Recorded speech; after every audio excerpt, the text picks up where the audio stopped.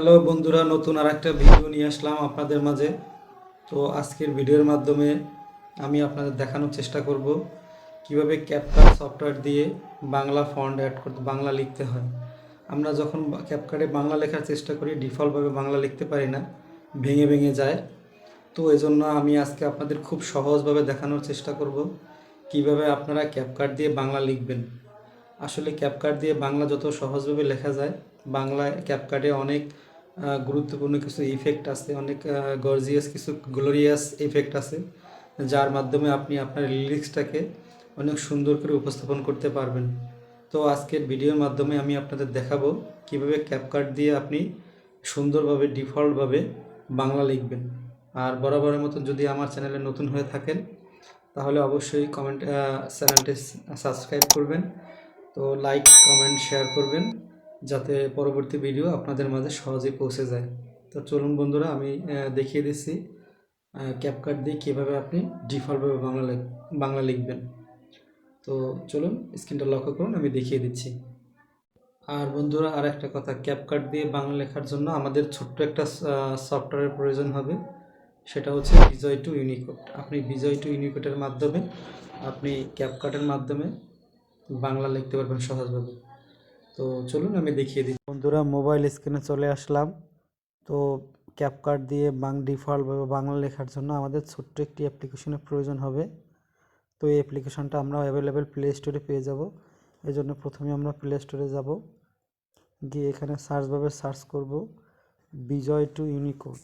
একটু যদি লক্ষ্য করেন, বিজয় টু ইউনিকোড কনভার্টার, এখানে ক্লিক করব। এখানে বন্ধুরা আমি একটু মার্ক করে দেখিয়ে দিই। এই যে আপনারা সেকেন্ড যে সেকেন্ড যে এইটা দেখতে পাচ্ছেন, এই যে আইকনটা, তো এটা দিয়ে আপনারা এটা দেখে এখান থেকে আপনারা ক্লিক করবেন।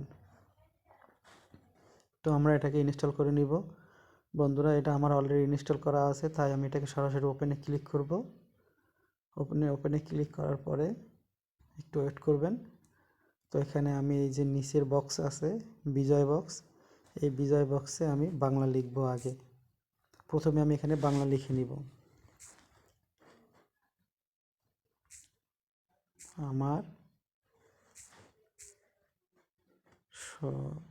সোনার বাংলা।